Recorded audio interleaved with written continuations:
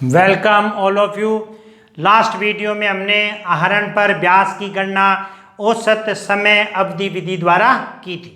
आज हम उसी को आगे सोल्व करेंगे। लास्ट वीडियो में हमने प्रत्येक माह के आरंभ में, प्रत्येक माह के अंत में और प्रत्येक माह के मध्य में से संबंधित औसत समय से संबंधित जो भी हमारे क्वेश्चन थे वो सोल्व किए थे। आज उसका अपने नेक्स्ट पार्ट करते हैं। ओके, आज हम सबसे पहले करते हैं कि यदि उसने आहरण प्रत्येक अर्धवार्षिक के आरंभ में या प्रत्येक अर्धवार्षिक के अंत में किया हो तब हमें कैसे करना है। नोट कीजिए क्वेश्चन, आप लोग क्वेश्चन नोट कीजिए।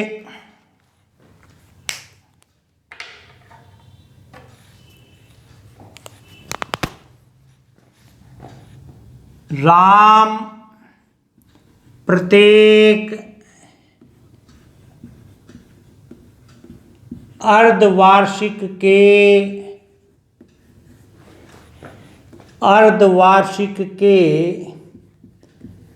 आरंभ में, प्रत्येक अर्धवार्षिक के आरंभ में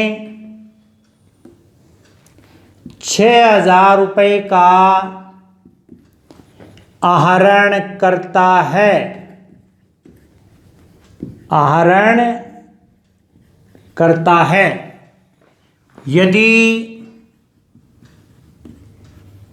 आहरण पर ब्याज की दर 5% वार्षिक हो तो 31 मार्च 2020 को समाप्त होने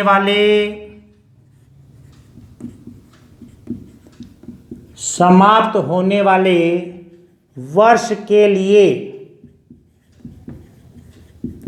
समाप्त होने वाले वर्ष के लिए आहरण पर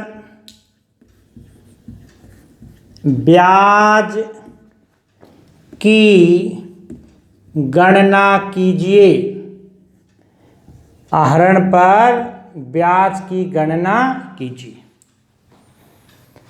ओके, सोल्व कीजिए अब इसको। अब हमें इसमें गिवन है राम प्रत्येक अर्धवार्षिक के आरंभ में। अब इस बार आरंभ तो गिवन है बट हमें आरंभ में कौन सा दे रखा है, अर्धवार्षिक। तो इसका मतलब ये हुआ कि इस बार हमें प्रत्येक माह के आरंभ में दिया हुआ नहीं है, इसलिए हमें 6.5 महीने औसत समय नहीं लेना। अब इस बार हमें अर्धवार्षिक दे रखा है, इसका मतलब ये हुआ कि हमें औसत समय निकालना पड़ेगा। तो औसत समय निकालने से पहले आप लोगों को अर्धवार्षिक मालूम होना चाहिए कि अर्धवार्षिक कैसे कैसे होते हैं। तो सबसे पहले तो हमें ईयर एंड देखना है, उसका वर्ष का समापन कब हो रहा है, 31 मार्च 2020 को।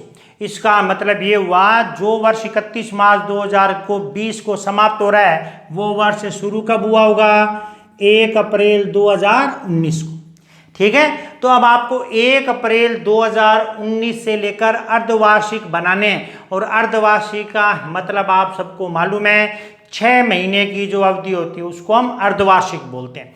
तो 1 अप्रैल 2019 से जो अर्धवार्षिक शुरू होगा वो अर्धवार्षिक कौन सी डेट तक चलेगा, 30 सितंबर तक, 30 सितंबर 2019 तक। ठीक है, अब उसके बाद वाला जो अर्धवार्षिक है कौन सी डेट को स्टार्ट होगा, 1 अक्टूबर को, और वो कहाँ तक चलेगा, 31 मार्च 2020 तक। तो ये बन गए उसके 2 अर्धवार्षिक। आ रही है बात समझ में। अब इसने आहरण किया कब, प्रत्येक अर्धवार्षिक के आरंभ में। तो इसका मतलब पहला अर्धवार्षिक ये वाला, और इस अर्धवार्षिक का आरंभ कब है, 1 अप्रैल को। इसका मतलब सबसे पहला आहरण उसने कब किया, 1 अप्रैल को उसने कितने रुपए का आहरण किया, 6,000 रुपए का। ठीक है, अब उसके बाद उसने जो आहरण किया कौन सी डेट को किया, नेक्स्ट हाफ ईयरली के आरंभ में। नेक्स्ट हाफ ईयरली का आरंभ कब है, 1 अक्टूबर। तो इसका मतलब 1 अक्टूबर को फिर से उसने आरंभ कर लिया। यहाँ पर लिखा हुआ था प्रत्येक अर्धवार्षिक के आरंभ में, ये दोनों अर्धवार्षिक हैं और ये दोनों इन अर्धवार्षिक का क्या है, आरंभ है। इसका मतलब दोनों अर्धवार्षिक के आरंभ में उसने 6,000 रुपये का आहरण कर लिया। ठीक है, अब हम इसके आधार पर सबसे पहले औसत समय ज्ञात करते हैं। औसत समय, अब औसत समय ज्ञात करने का सूत्र आप लोगों को मालूम है, पहले आहरण के बाद समय, पहले आहरण के बाद समय ऐड करेंगे इसमें अंतिम आहरण के बाद समय और अपोन में 2। तो सबसे पहले नोट करेंगे पहले आहरण के बाद समय। अब देखिए इसमें पहला आहरण कब है, 1 अप्रैल। तो 1 अप्रैल 2019 से लेकर वर्ष का अंत कब हो रहा है, 31 मार्च 2020। 1 अप्रैल 2019 से 31 मार्च 2020 तक टाइम चेक करें तो टाइम कितना आ गया, 12 महीने। ठीक है, अब उसके बाद अंतिम आहरण के बाद समय, अंतिम आहरण कब है, 1 अक्टूबर। तो 1 अक्टूबर से लेकर वर्ष के अंत 31 मार्च तक टाइम अगर कैलकुलेट करें कितने महीने हो गया, 6 महीने अपोन 2, 18/2 कितने महीने आ गया, 9 महीने, 9 मंथ्स। आ रही बात समझ में। अब उसके बाद आहरण पर ब्याज,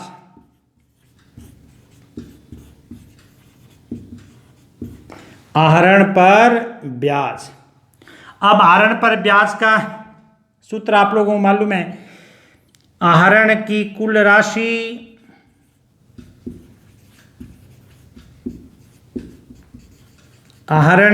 राशि इनटू दर इनटू औसत समय बटे में 100 इनटू 12। आहरण की कुल राशि, एक साल में आहरण 2 बार, 6,000 और 6,000, तो आहरण की कुल राशि कितने हजार होगी, 12,000। इनटू में नोट करेंगे दर हमें कितने % दे रखी है, 5। इनटू में नोट करेंगे औसत समय कितना आया, 9 अपोन में 100 इनटू 12, 2 जीरो काट दिए, 12 से काट दिया 10, ये कितना हो गया, 450 रुपए। ठीक है, ये हो गया आहरण पर ब्याज। ठीक है, तो अगर हमें प्रत्येक अर्धवार्षिक आरंभ में दिया हो तो ऐसे करना। अब अगर इसमें हमें प्रत्येक अर्धवार्षिक के अंत में दिया हो तो हमें कैसे करना है, हम क्या करते हैं, यही वाला लेते हैं क्वेश्चन और यहां लिख देते हैं प्रत्येक अर्धवार्षिक के अंत में, प्रत्येक अर्धवार्षिक के अंत में 6,000 की जगह कितने कर देते हैं, 12,000। दर भी चलो चेंज कर देते हैं, हम लिख देते हैं 8%। ठीक है, अब अगर प्रत्येक अर्धवार्षिक के अंत में आहरण करें तब हमें क्वेश्चन को कैसे सोल्व करना है ये देखते हैं। अब इसमें था राम प्रत्येक अर्धवार्षिक के अंत में 12,000 रुपये का आहरण करता है। यदि आहरण पर ब्याज की दर 8% वार्षिक हो तो 31 मार्च 2020 को समाप्त होने वाले वर्ष के लिए आहरण पर ब्याज की गणना कीजिए। ठीक है, तो अब ये हो गया फर्स्ट हाफ ईयरली, ये हो गया second half yearly. First half yearly का अंत कब है, 30 सितंबर। और राम जो है वो दोनों हाफ ईयरली के अंत में 12,000 रुपये का आहरण कर रहा है। तो ये सबसे पहला हाफ ईयरली, यानी ये हो गया सबसे पहला अर्धवार्षिक। तो अपने पहले अर्धवार्षिक अंत 30 सितंबर, तो 30 सितंबर को उसने कितने रुपए का आहरण किया, 12,000 रुपये का। हर ये बात समझ में। अब नेक्स्ट वो आहरण कब करेगा, अगले हाफ ईयरली के अंत में। अगले हाफ ईयरली का अंत कब है, 31 मार्च। 31 मार्च को फिर से वो आहरण करेगा कितने रुपए का, 12,000 रुपये का। ठीक है, अब इनके आधार पर हमें क्या करना है, सबसे पहले औसत समय ज्ञात करना है। तो अब औसत समय का सूत्र आपको मालूम है, पहले आहरण के बाद समय प्लस अंतिम आहरण के बाद समय अपोन में 2। तो अब यहाँ पर था पहले आहरण के बाद समय। अब अगर इसमें चेक करें तो उसने पहला आहरण कब किया, पहले अर्धवार्षिक के अंत में। और पहले अर्धवार्षिक अंत कब है, 30 सितंबर। तो 30 सितंबर से लेकर हमें कहाँ तक टाइम लेना है, 31 मार्च। 30 सितंबर से 31 मार्च तक टाइम लेंगे तो कितने महीने आ जाएगा, 6 महीने। ठीक है, अब उसके बाद अंतिम आहरण के बाद समय, अंतिम आहरण वो कब करेगा? अगले अर्धवार्षिक के अंत में। अगले अर्धवार्षिक का अंत कब है? 31 मार्च। तो 31 मार्च से लेकर वर्ष का अंत 31 मार्च तक, 31 मार्च से 31 मार्च तक टाइम कितना? 0 अपोन में 2, तो उस समय कितने महीने आ गया? 3 माह। ठीक है, अब हम आहरण पर ब्याज ज्ञात करते हैं। आहरण की कुल राशि, तो आहरण की कुल राशि कितनी होगी? 12,000 और 12,000 कितने रुपए हो गए? 24,000 रुपए। इनटू में नोट करेंगे दर हमें कितने प्रतिशत दे रखी है? 8%। इनटू औसत समय, औसत समय ऊपर हमने यहाँ ज्ञात किया था 3 महीने, अपॉन 100 इंटू 12। ठीक है ना, 100 गुणा 12। 2 जीरो से 2 जीरो काट दिए, 12 से काटेंगे 12 दूनी 24, तो ये हो गए 480 रुपये। 480 रुपये आ गया आहरण पर ब्याज। ठीक है, ये हो गया अर्धवार्षिक का आरंभ और अर्धवार्षिक का अंत। इसी प्रकार से अब हम अगला करते हैं, कौन सा? तिमाही के आरंभ में और तिमाही के अंत में। नोट कीजिए आप लोग।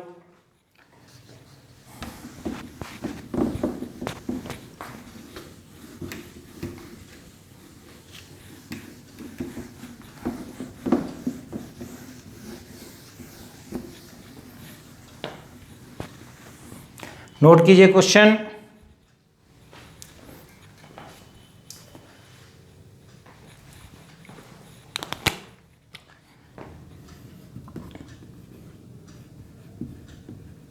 सिद्धि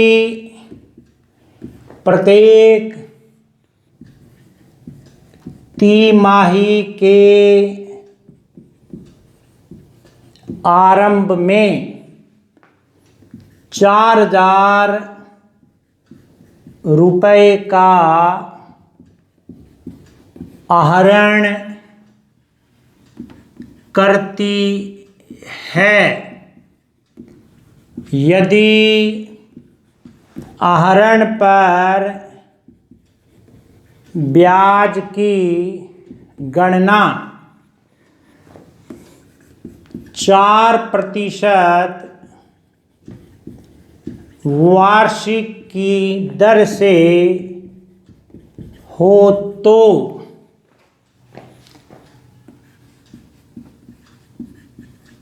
आहरण पर 31 मार्च 2020 को समाप्त होने वाले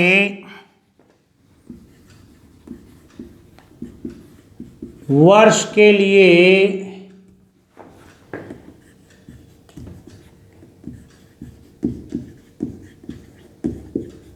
आहरण पर ब्याज की गणना कीजिए। ठीक है, अब इसको हम सोल्व करते हैं। नोट कर लीजिए आप लोग पहले।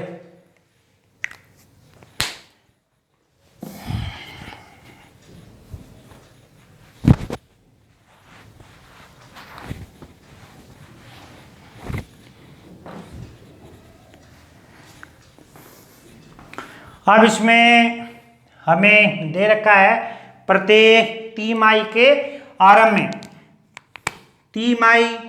तिमाही का एक नाम और भी है, क्या बोलते हैं?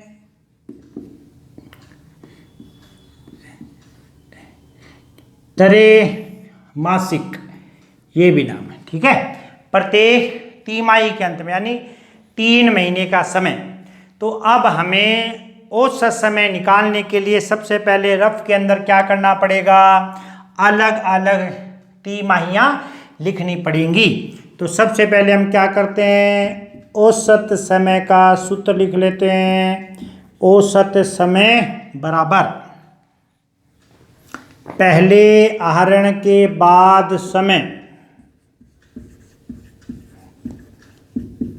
पहले आहरण के बाद समय। इसमें ऐड करेंगे, जोड़ेंगे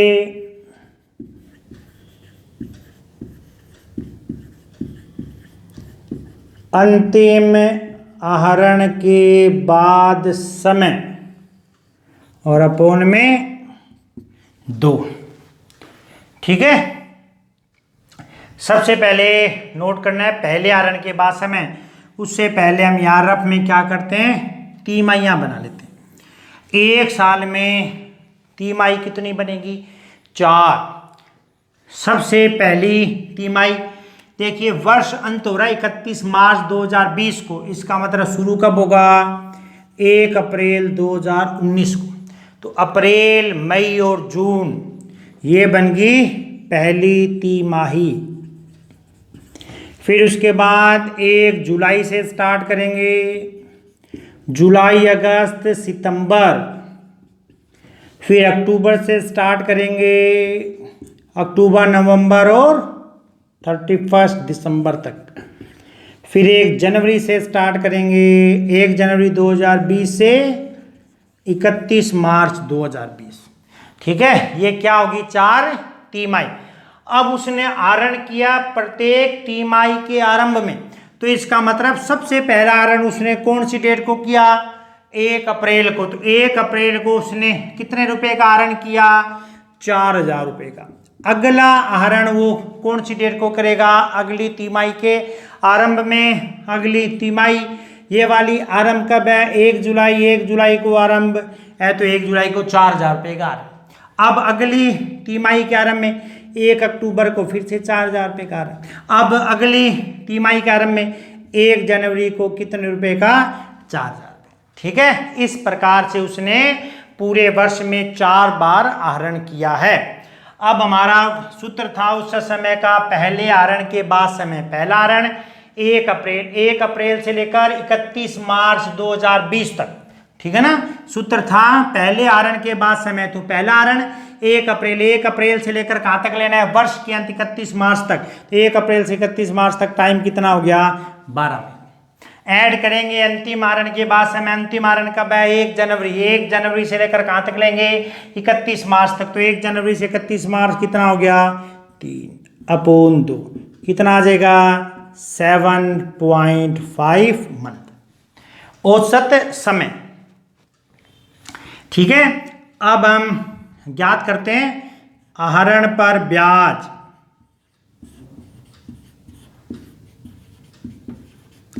आहरण पर ब्याज का सूत्र मालूम है आपको, नोट कर लीजिए। आहरण की कुल राशि, आहरण की कुल राशि इंटू दर इंटू औसत समय इंटू दर इंटू औसत समय बटा 100 इंटू 12, 100 इंटू 12। तो आहरण की कुल राशि 4,000 रुपये। आहरण कितनी बार, 4 बार। तो 4000 को 4 से मल्टीप्लाई किया, कितने हजार हो गए, 16000। इंटू में क्या नोट करते हैं, दर। दर हमें दे रखी थी क्वेश्चन में 4% वार्षिक। इंटू में क्या नोट करेंगे, औसत समय। औसत समय कितना है, 7.5 और बटे में 100 इंटू 12। पॉइंट हटाया, यहाँ लग जाएगा 10। 1 0 से 1 0 कट हो गया, 2 0 से 2 0 कट हो गए। 4 की टेबल से काट देंगे, कितना हो जाएगा, 3। और इसको काटेंगे तो 3 दूआ 6 हो गया और 3 पंजे 15। 25 को 16 से मल्टीप्लाई करो, 16 पंजे 80 हो गया, 16 दूनी 32 और 8 कितना हो गया, 40। तो कितना आ गया ये, 400 रुपये। आहरण पर ब्याज कितना आ गया, 400 रुपये। ठीक है, अब ऐसे अगर आप लोगों को प्रत्येक तिमाही के अंत में दिया तो ये वाला जो आहरण यहाँ पर 4000 रुपये का है, वो आहरण कहाँ पर हो जाएगा, यहाँ 30 जून, 30 सितंबर, 31 दिसंबर, 31 मार्च। ठीक है, अगर यहाँ पर आहरण हो जाता है, एक बार हम देख लेते हैं। मान लो हमें क्वेश्चन ये वाला दिया है, ठीक है, और इसमें लिख दिया क्या, प्रत्येक तिमाही के अंत में, आरंभ की जगह हम कर देते हैं अंत। फिर हमारा आंसर कैसे आएगा, प्रत्येक तिमाही के अंत में। ठीक है, अब अगर प्रत्येक तिमाही के अंत में हो तो इसका मतलब पहला आहरण कब करेगा, पहली तिमाही का अंत 30 जून 4000। फिर अगला 30 सितंबर को 4000, 31 दिसंबर को 4000, 31 मार्च को 4000। ठीक है। अब यहाँ पर है पहले आहरण के बाद समय। पहला आहरण कब है? 30 जून। तो अब हमें 30 जून के बाद वर्ष के अंत तक समय लेना है। वर्ष का अंत कब है? 31 मार्च। तो अब हमें 30 जून से 31 मार्च तक टाइम लेना है। तो 30 जून से 31 मार्च टाइम कितने महीने हो गया? 9 महीने। ठीक है। अब आ जाएगा अंतिम आहरण के बाद समय। अंतिम आहरण 31 मार्च। 31 मार्च से वर्ष का अंत 31 मार्च तक टाइम कितना हुआ? 0 अपोन में 2 कितना आ जाएगा? 4.5 माह। ठीक है। अब इसको सोल्व करते हैं हम। तो यहां पर आ जाएगा आहरण पर ब्याज का सूत्र सबको मालूम है। आहरण की कुल राशि वही रहेगी 4000 रुपये। 4 बार आहरण किया, आहरण की कुल राशि कितनी होगी? 16000। इंटू में नोट करेंगे दर कितनी है? 4। इंटू में नोट करेंगे औसत समय कितना है? 4.5 अपोन में 100 इंटू 12। यहाँ से हटाएंगे पॉइंट तो यहाँ क्या लग जाएगा? 10।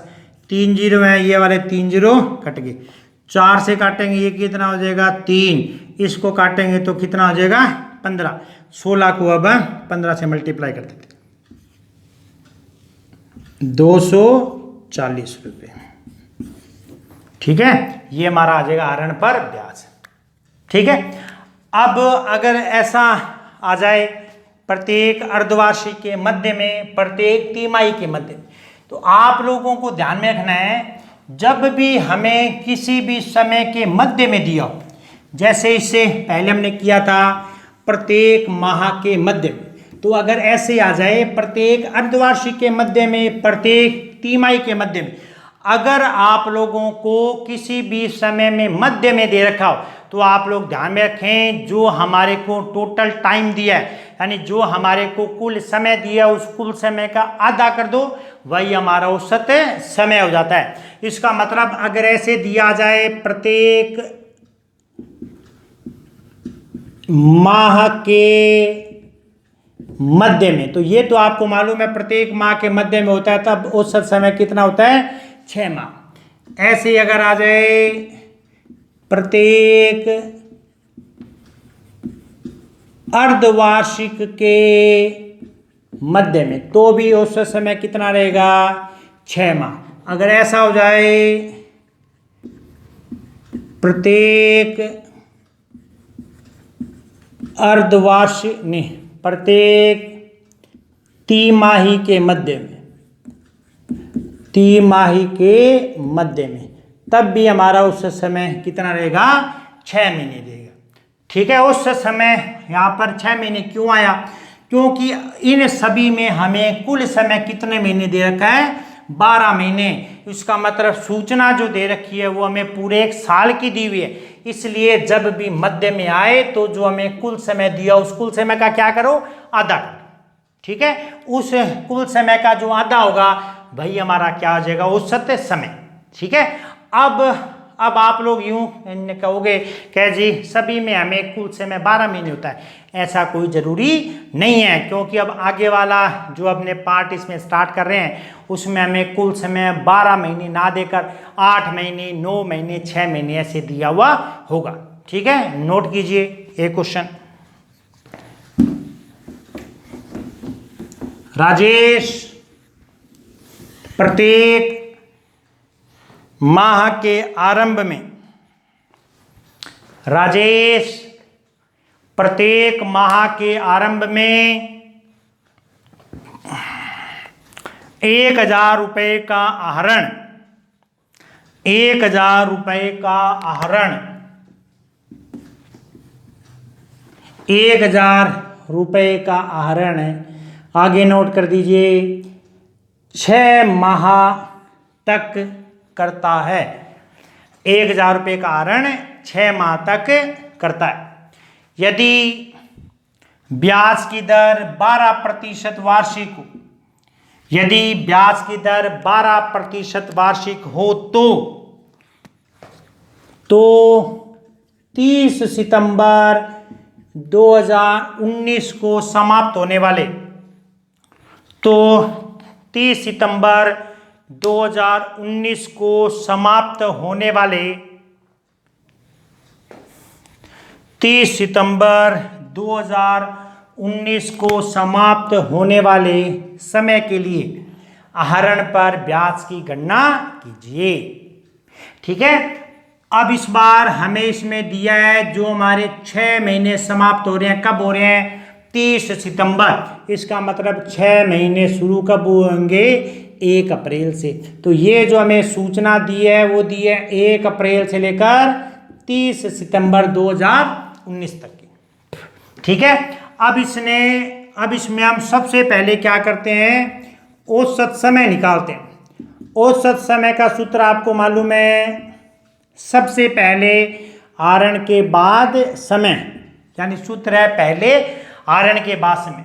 अब इसने आहरण किया प्रत्येक माह के आरंभ में, इसका मतलब सबसे पहला आहरण कब हो गया? 1 अप्रैल, फिर मई, फिर जून, जुलाई, 1 अगस्त और 1 सितंबर। ऐसे उसने प्रत्येक माह के आरंभ में आहरण करके कितने महीने तक आहरण किया? 6 महीने तक। अब यहाँ पर हमारा सूत्र है औसत समय का पहले आहरण के बाद समय। अब अगर पहला आहरण देखिए कब है?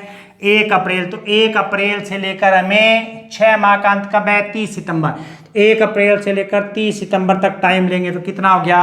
6 महीने। फिर उसके बाद अंतिम आहरण के बाद समय, अंतिम आहरण कब है? 1 सितंबर। 1 सितंबर से लेकर 30 सितंबर तक टाइम 1 महीना, अपोन में 2, 3.5 माह। अब हम आहरण पर ब्याज निकालते हैं। आहरण पर ब्याज बराबर, सूत्र था आहरण की कुल राशि। अब उसने 1,000 रुपये आहरण किया है 6 महीने तक। 6 महीने तक कितना आहरण किया? 1,000, 1,000, 1,000 का। तो आहरण की कुल राशि कितनी होगी? 6,000 रुपये। इंटू में हम क्या नोट करते हैं? दर हमें दे रखी है 12%। इंटू में उस समय अभी हमने ज्ञात किया था 3.5 बटे में 100 इंटू 12, यहाँ से हटाएंगे पॉइंट, यहाँ लग जाएगा 10। 3 जीरो से 3 जीरो काट दिए, 12 से 12 काट दिया, 6 से 75 को गुणा करेंगे तो कितना आ गया? 210 रुपये। ठीक है, ये हमारा हो गया जब उसने 6 माह के लिए आहरण किया। ऐसे अपने इसमें करेंगे 8 माह के लिए आहरण, ऐसे करेंगे 9 माह के लिए आहरण, फिर 9 माह में प्रत्येक तिमाही के आरंभ में, प्रत्येक तिमाही के अंत में। इतना कुछ करने के बाद फिर अपने गुणनफल विधि करें। ठीक है, ये सारे जो भी अपने पॉइंट कर रहे हैं और जो आगे हम करेंगे वो सारे आपके एग्जाम में आने के लिए बहुत इंपॉर्टेंट पॉइंट। ठीक है, तो आप लोगों को जो आज मैंने समझाया मेरे ख्याल से समझ में आ गया होगा। कोई भी डाउट हो तो आप लोग कमेंट बॉक्स में कमेंट डाल सकते हैं। ओके, धन्यवाद।